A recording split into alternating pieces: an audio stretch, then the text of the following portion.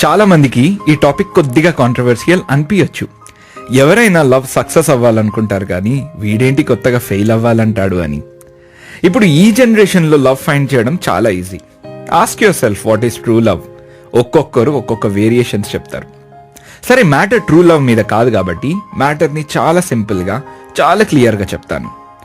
One side love అయినా, లేదా extreme breakup అయినా, లేక పేరెంట్స్ అగ్రీ అవ్వకుండా విడిపోయినా ఏదైనా లవ్ ఫెయిలియరే కదా. లవ్ ఫెయిల్ అవుతే అది ఎంత స్ట్రెస్సింగ్గా ఉంటుందో మనందరికీ తెలుసు. నాస్టాల్జిక్ మూమెంట్స్ మన ఎమోషన్స్ని ఎలా బాండ్ చేస్తుందంటే యాక్చువల్లీ మనం ఇంకా వల్నరబుల్, అంటే ఇంకా వీక్ అయిపోతాం. ఆకలి ఉండదు, నిద్ర ఉండదు, ఎవరితో సరిగ్గా మాట్లాడలేం, ఇంకా ఎన్నో ఎమోషన్స్తో కూడి మనం లోపల కుళ్ళిపోతూ ఉంటాం. అవునా? కానీ నిజం చెప్పాలంటే లైఫ్లో మనం పెద్ద లెసన్స్ సక్సెస్ ద్వారా కాదు, ఫెయిల్ అయ్యే వాటిలో నుండి నేర్చుకుంటాం తెలుసా. సో ఏం లెసన్స్ నేర్చుకుంటాం? ఫస్ట్లీ, లవ్ ఫెయిలియర్ అనేది మనల్ని ముందు వల్నరబుల్గా చేసినా తర్వాత మాత్రం మెచ్యూర్డ్గా చేస్తుంది. రిలేషన్ అంటే ఏంటి, ఏం తప్పు చేశాం, ఎలాంటివి మళ్ళా చేయకూడదు, వాల్యూ ఆఫ్ రిలేషన్షిప్ అంటే ఏంటి, ఇవన్నీ మనం తెలుసుకోగలం. రెండోది, మనం మన కేపబిలిటీస్ని తెలుసుకుంటాం.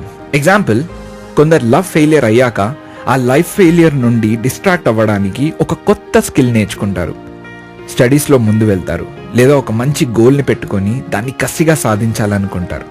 థర్డ్లీ, లవ్ ఫెయిలియర్ అయ్యాక మన ఫోకస్ అనేది ఇంకా స్ట్రాంగ్ అవుతుంది. అంటే లవ్లో ఉన్నప్పుడు ఒక డిస్ట్రాక్షన్ ఉంటుంది, అది మన గోల్స్ని మన నుండి దూరం చేసేది. బట్ అదే లవ్ ఫెయిలియర్ అయితే ఇంకా వేరే గోలే లేదు, ఒకే ఒక గోల్తో ఇంకా ముందుకు వెళ్ళొచ్చు. ఫోర్త్లీ, నిజమైన ప్రేమను గుర్తిస్తాం. అంటే అమ్మ ప్రేమ, నాన్న ప్రేమ, అక్క, చెల్లి, అన్న, తమ్ముళ్ళు, ఫ్రెండ్స్, వీళ్ళ వాల్యూ మనకి ఇంకా చక్కగా ఏర్పడుద్ది.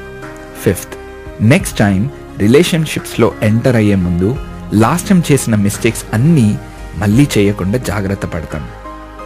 ఫ్రెండ్స్, ఇవన్నీ ప్రేమలో గెలవచ్చని సినిమాలో చూపిస్తారు, కానీ మన స్టోరీస్ మూవీస్ కాదు కదా. అంతకు మించి పెద్ద కామెడీ. సో లైఫ్ని చాలా కేర్ఫుల్గా హ్యాండిల్ చేయాలి.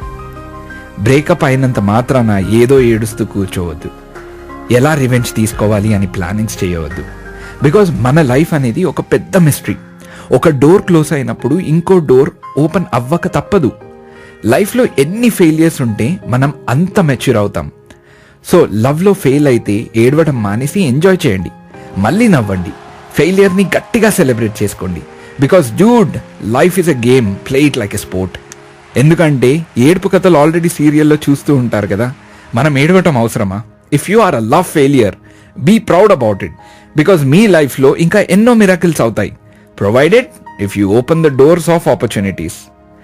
లవ్ అనేది అద్భుతం, కానీ జీవితం అంతకన్నా పెద్ద ఆనందం. సో బ్రేకప్ అయింది, ప్రపోజల్ రిజెక్ట్ అయింది అని బాధపడకుండా లైఫ్ని కొత్తగా ఎలా డిజైన్ చేసుకోవాలి, ఎలా బలంగా అవ్వాలి అని ఆలోచించండి. ఫ్రెండ్స్, మీకు నా మెసేజ్ నచ్చుంటే లైక్ చేయండి, సబ్స్క్రైబ్ చేయండి. నచ్చకుంటే డిస్లైక్ చేసి కమెంట్స్ చేయండి. ఎందుకంటే రెండు నాకు lessons for future videos. Love you all.